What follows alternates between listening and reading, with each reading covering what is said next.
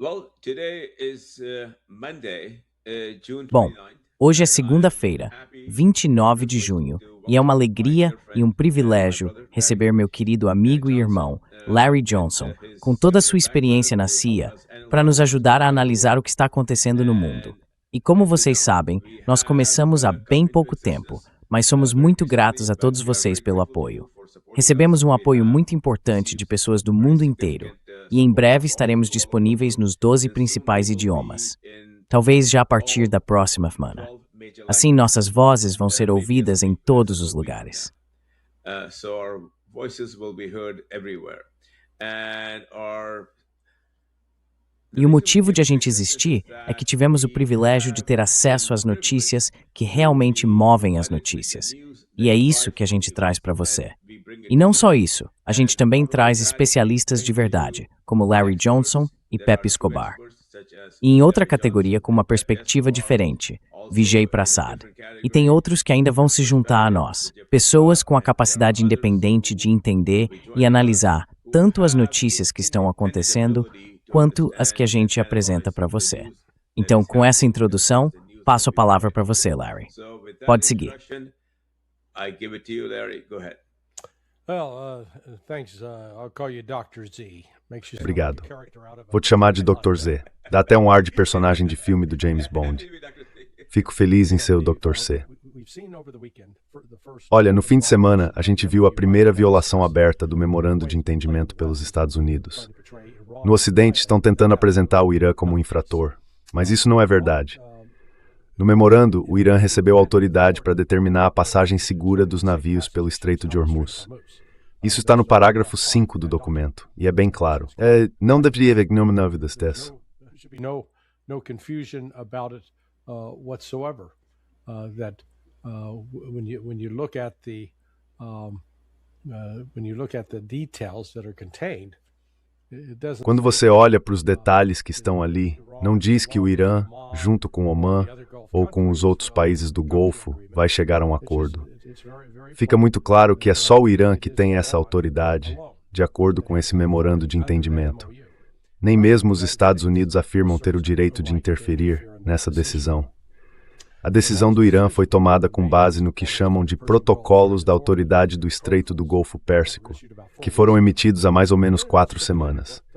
Esses protocolos definem quais procedimentos os países devem seguir se quiserem passar navios pelo estreito. Na sexta-feira passada, a Organização Marítima do Reino Unido tentou passar um navio escondido e incentivou um cargueiro chamado Ever Lovely a atravessar o estreito. O Irã atingiu o navio com um drone. Iran hit it with a drone. And in response to that, the United States decided. E em resposta a isso, os Estados Unidos decidiram que iriam atacar o Irã. Agora, de novo, não existe nenhuma proibição em todo o memorando de entendimento que impeça o Irã de agir contra navios que estejam violando o que o país considera suas águas territoriais. E também não há nada ali dizendo que os Estados Unidos têm qualquer direito de fazer cumprir essas regras. Na verdade, a única coisa que o memorando estabelece é que os Estados Unidos devem parar de atacar o Irã e parar de fazer ameaças contra o país. Pois bem, os Estados Unidos violaram as duas coisas na sexta-feira. Em resposta, o Irã realizou o que eu chamaria de uma retaliação simbólica. Militarmente, não foi algo significativo. E no fim das contas, os ataques militares dos Estados Unidos também foram mais simbólicos do que realmente substanciais, em termos de causar danos reais ao Irã.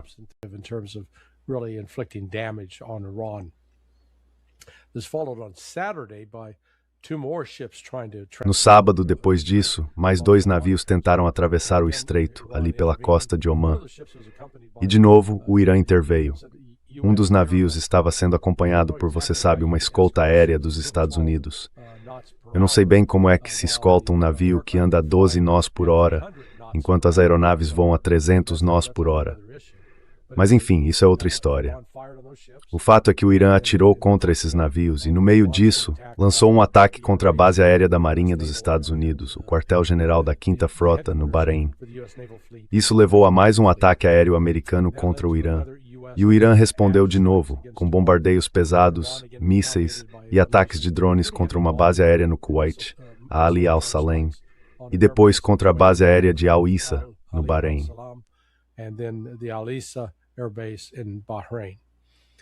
Mas não havia nenhuma base aérea dos Estados Unidos lá.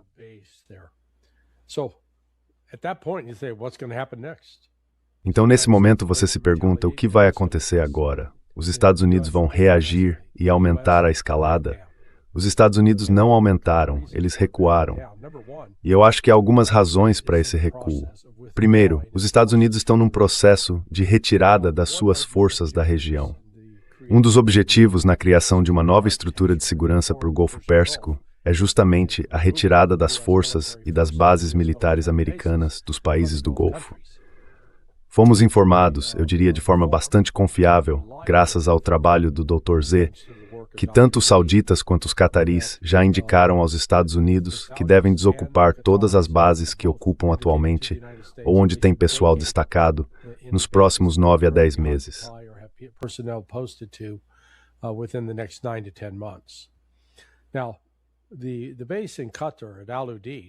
Agora, a base no Catar, em Al Udeid, o que chama atenção ali é que a principal atividade era o chamado Centro Combinado de Operações Aéreas, o CAOC.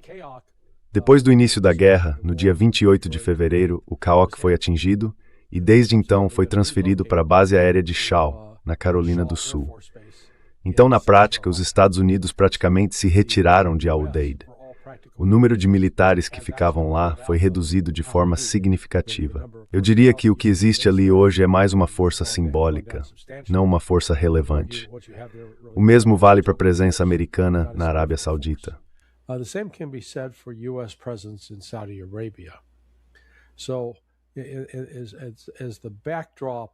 Então, nesse contexto de conflito entre os Estados Unidos e o Irã, a gente vê que, embora os Estados Unidos não tenham declarado que vão fechar o quartel-general da Quinta Frota, nem a base de Al Udeid, nem que vão se retirar completamente da base aérea do Príncipe Saud na Arábia Saudita, a realidade prática é que o país já retirou suas forças. Estamos começando a entrar numa era em que os países do Golfo vão ter que pensar em como seguir em frente sem o guarda-chuva protetor dos Estados Unidos, como já perceberam nos últimos 4 meses.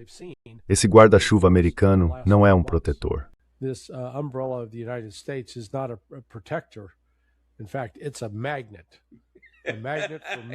Na verdade, é um imã. Um imã para mísseis e drones. É exatamente o contrário. Pois é, os sauditas e os cataris estão dizendo, acho que não gostamos mais disso. Então é aí que estamos agora. Os Estados Unidos pediram para conversar. Eles estão tentando mostrar como se fosse o Irã que ligou para a gente e quis falar em Doha, então vamos lá ouvir. Mas não, quem quer se reunir são os Estados Unidos. Eles estão tentando manter essa encenação, ou charada, como preferir, de um memorando de entendimento em andamento. Mas eu acho que está crescendo a pressão política dentro do Irã para abandonar isso. Vamos ver o que acontece nos próximos dias.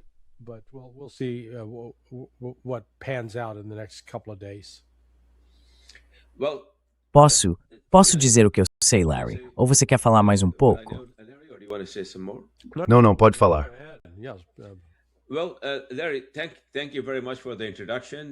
Bom, Larry, muito obrigado pela introdução. E eu não disse isso antes, quando fiz a abertura, mas se você gosta do que a gente faz, peço que se inscreva no canal e deixe o like. É assim que os deuses do algoritmo do YouTube reconhecem quem somos e ajudam a levar esse conteúdo para todo mundo. Então, por favor, se inscreva e curta se você gosta do nosso trabalho. E é importante entender, para o público global a quem isso se dirige, que existe uma camada de notícias que é pública, mas infelizmente vem revestida pelo filtro da mídia corporativa. Então o que você vê não é exatamente isso, e sim uma versão adaptada pela mídia tradicional.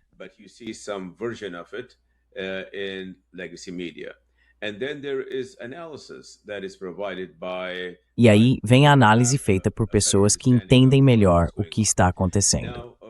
Agora, aqui o motivo de termos feito isso é que temos acesso a certas informações privilegiadas, informações que são confiadas a nós. São dados pelos quais a gente responde, informações nas quais a gente acredita e que já se mostraram corretas. E não só conseguimos essas informações e trazemos para cá, como também levamos para especialistas, como Larry, como Pepe, que têm uma enorme experiência em analisar esse tipo de coisa. Eles apresentam essas informações para você. Então, tudo passa por várias etapas antes de chegar até você. E o que você ouve é exatamente o que está acontecendo no mundo.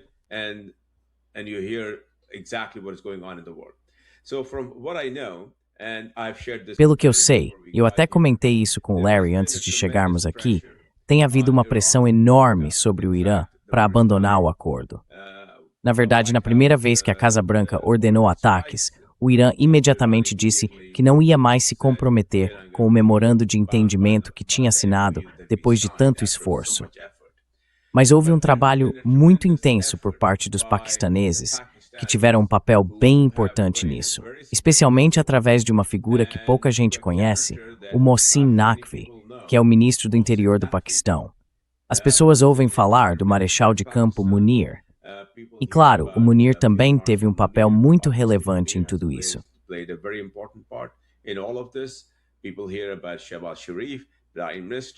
As pessoas ouvem falar de Shahbaz Sharif, o primeiro-ministro, porque ele é o chefe do governo, nesse ponto de vista. Mas existe uma figura chamada Mohsin Naqvi. Mohsin Naqvi, que é seu genro, é o líder de cerca de 40 milhões de xiitas no Paquistão, muito respeitado e muito bem visto pela comunidade xiita no Irã. Por isso, ele tem sido enviado repetidamente pelo Paquistão e foi enviado bem recentemente para conversar com seus colegas iranianos, como o chefe da Guarda Revolucionária e o presidente do parlamento. Esses são os que realmente detêm o poder. E também houve contato com o líder supremo, embora de forma menos direta, porque o líder supremo se apoia nos conselhos dessas outras pessoas. E eles foram orientados a não se retirar das negociações.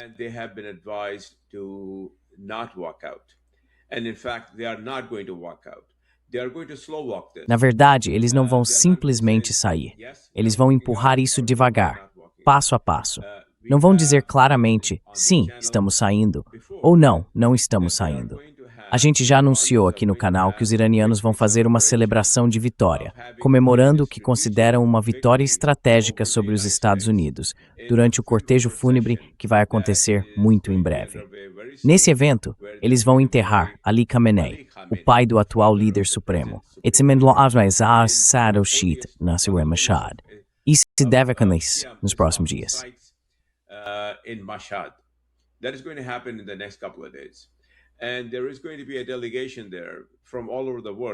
Vai ter uma delegação lá, vinda de várias partes do mundo. Mas a delegação mais importante, em termos das negociações com os Estados Unidos, vai ser a que chega ao Paquistão. O primeiro-ministro, outros chefes de Estado, o marechal de campo, todos indo em tese para participar do funeral, das conversas e para oferecer condolências.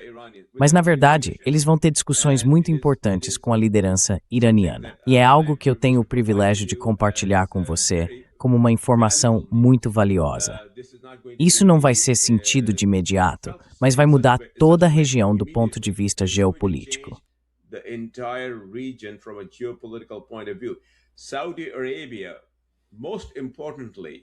A Arábia Saudita, principalmente, tem apoiado firmemente o Paquistão e vem pressionando o Paquistão e o Irã, por meio do Paquistão, dizendo que chegou a hora de os Estados Unidos saírem daqui.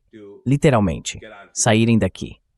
E a gente vai ver isso acontecer nos próximos 6 a 9 meses, não só na Arábia Saudita, mas também no Catar, em Omã, e a nossa expectativa é que aconteça no Irã também e nos Emirados Árabes Unidos, talvez um pouco mais tarde. Agora, algo que o mundo não sabe é que o Paquistão teve um papel muito importante em aproximar o Irã e os Emirados Árabes. Houve conversas, algumas delas secretas, entre os ministros das relações exteriores dos Emirados e do Irã. E o resultado disso, que já dá para ver, é a retomada dos voos entre os dois países, muito significativo.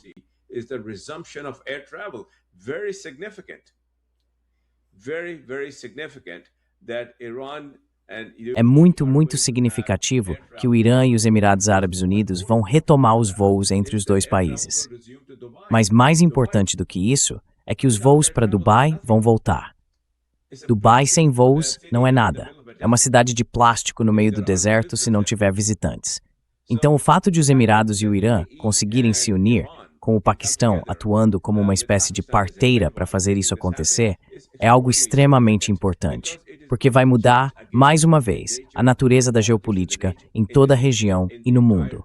O que quer que o Trump faça agora não tem absolutamente nenhum significado. Ele pode ter seus acessos de raiva, pode fazer esses ataques, são picadas de alfinete, e nada disso vai mudar o que está prestes a acontecer. Eu passo para você, Larry.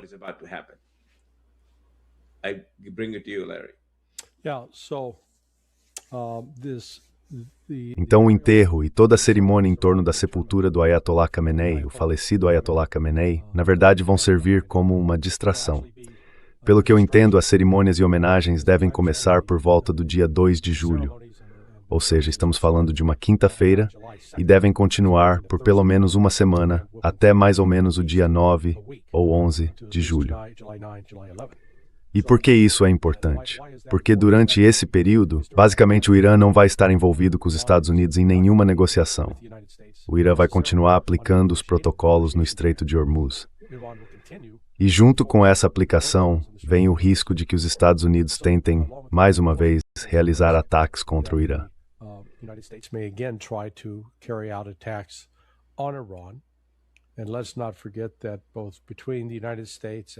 E não vamos esquecer que tanto os Estados Unidos quanto o Mossad em Israel vão continuar apoiando e incentivando ataques curdos contra a polícia e as forças de fronteira do Irã.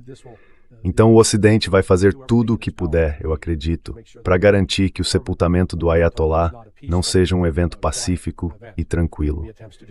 Vão haver tentativas de interferência externa. E tem mais duas questões que podem ganhar importância. Uma delas é a impressão de que a Arábia Saudita está se preparando para enfrentar os Houthis. É assim que a mídia tem apresentado a situação.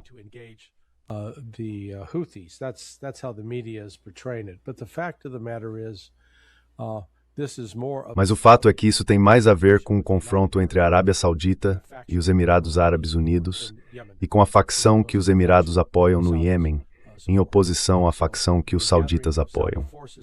Então, a concentração de forças sauditas na fronteira com o Iêmen está mais relacionada aos Emirados Árabes e menos aos Houthis. Dito isso, os Houthis ativaram e organizaram uma possível força de resposta. Basicamente, convocaram suas reservas. Então, sempre existe a possibilidade de uma retomada do conflito e de uma nova eclosão da guerra civil no Iêmen. Se isso continuar restrito aos Emirados Árabes e à Arábia Saudita, o processo de paz não será afetado.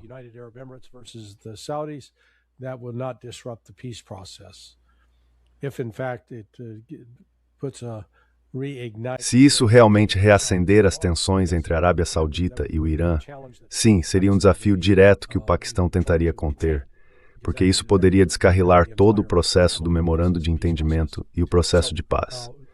Então é uma situação volátil. Também tivemos ontem uma ação do Conselho Supremo no Irã, que não deve ser ignorada nem tratada de forma leve.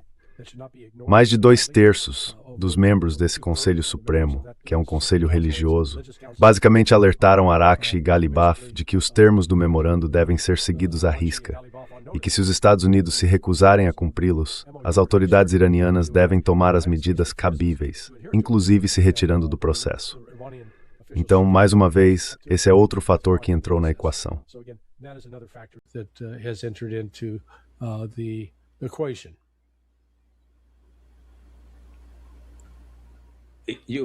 Removing em silêncio. Como é que é? Em você ficar remote. E se desse se tivesse ficado no mood? Não. Eu já falei o que tinha para falar. Certo. Bom, essa é uma análise muito valiosa, Larry.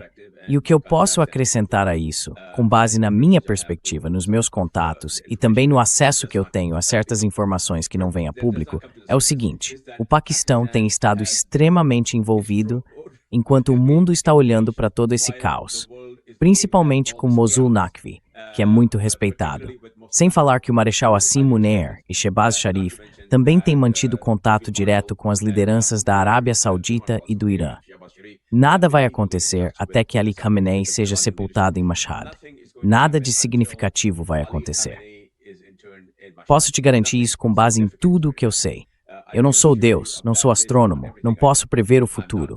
Mas o que eu sei é o seguinte: eles não têm planos de fazer nada desse tipo.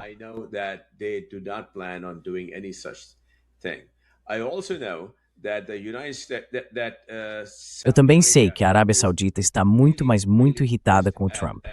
O MBS está irritado com o Trump, e o MBS quer o Trump fora da Arábia Saudita. E o Paquistão está de mãos dadas com a Arábia Saudita e vai fazer essa transição acontecer. Isso vai acontecer. Não é algo que vai ser remendado de novo. Isso vai acontecer. E quando acontecer, a Arábia Saudita, que é o peso pesado da região do ponto de vista financeiro, vai impactar o Catar, vai impactar o Omã, vai impactar também os Emirados Árabes Unidos, com o Paquistão surgindo como a força militar. E os dois agora estão profundamente ligados nesse acordo de defesa, que tem uma cláusula parecida com a da OTAN e que vem ficando cada vez mais forte. Vai haver um realinhamento geopolítico naquela parte do mundo que vai, sem dúvida nenhuma, impactar a gente aqui no Ocidente.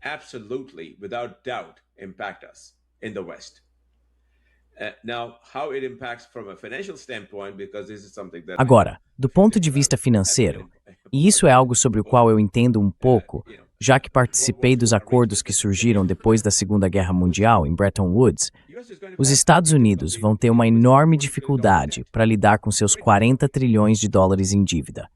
Uma dificuldade enorme. E o fato de o Irã estar se tornando uma potência regional naquela área, com outros países da Ásia Central se juntando a ele, como o Azerbaijão, a Turquia e o Egito, vai transformar essa região numa parte muito importante do mundo, especialmente porque a China está logo atrás apoiando. O mundo não vai ser o mesmo daqui a 5 anos, comparado ao que conhecemos agora e ao que vimos nos últimos 40 anos. Eu devolvo para você, Larry.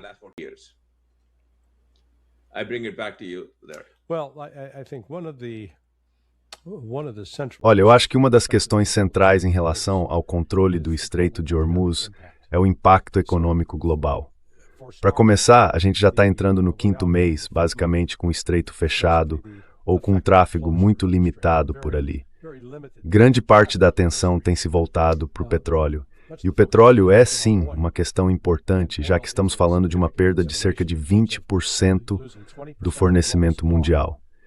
E tem circulado muita história dizendo que há contrabando de petróleo. Eu acho que essas pessoas estão se iludindo, porque muitos dos poços nos países árabes do Golfo foram danificados. Então não é simplesmente apertar um botão e fazer o petróleo voltar a fluir.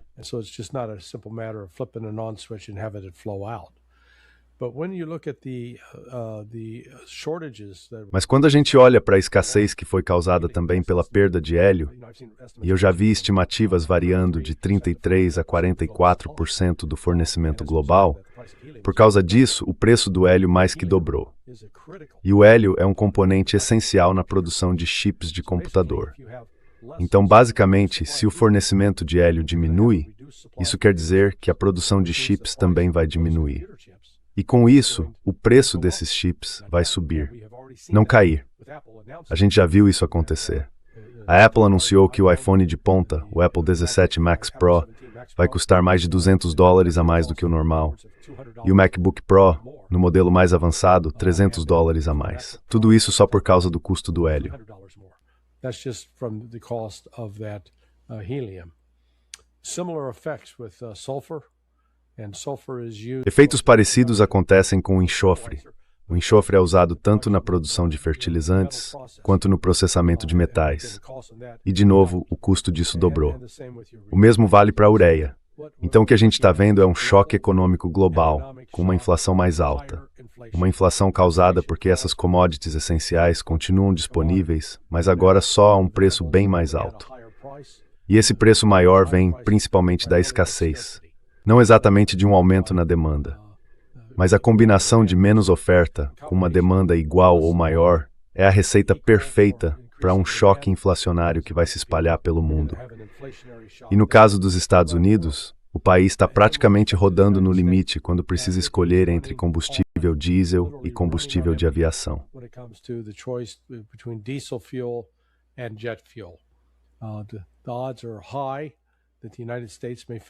Há uma grande chance de que os Estados Unidos enfrentem uma crise real nesse ponto nas próximas 3 ou 4 semanas. Esse foi um dos motivos pelos quais Trump quis abrir o Estreito de Hormuz tão rapidamente, dentro do memorando de entendimento.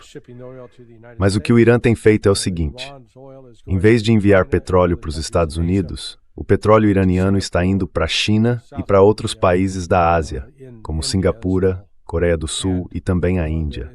E, em vez de vender em dólares, eles estão vendendo e aceitando pagamento em moeda chinesa. Então o que a gente está vendo é o surgimento contínuo dessa nova ordem mundial, uma nova ordem econômica global, que vai vir acompanhada de uma nova ordem política e militar no Golfo Pérsico.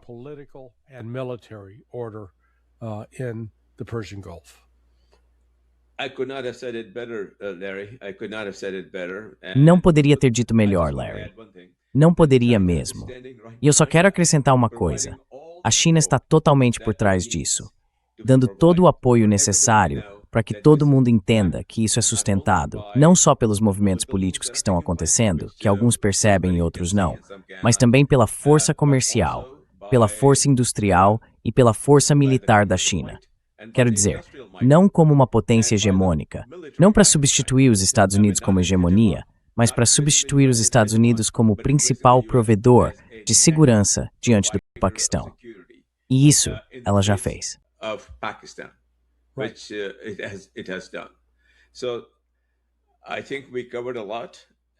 Bom, acho que cobrimos bastante coisa e quero agradecer muito pela sua participação nesta sessão de segunda-feira, que agora faz parte regular do nosso protocolo de transição. Amanhã, o Pepe Escobar vai continuar essa conversa e na quarta-feira teremos uma sessão conjunta entre o Pepe, o Larry e eu. Agradecemos muito pelo apoio de vocês. Fiquei sabendo que nossa última sessão conjunta já ultrapassou 300 mil visualizações no mundo todo, e isso nos deixa muito confiantes de que há interesse por esse tipo de conteúdo.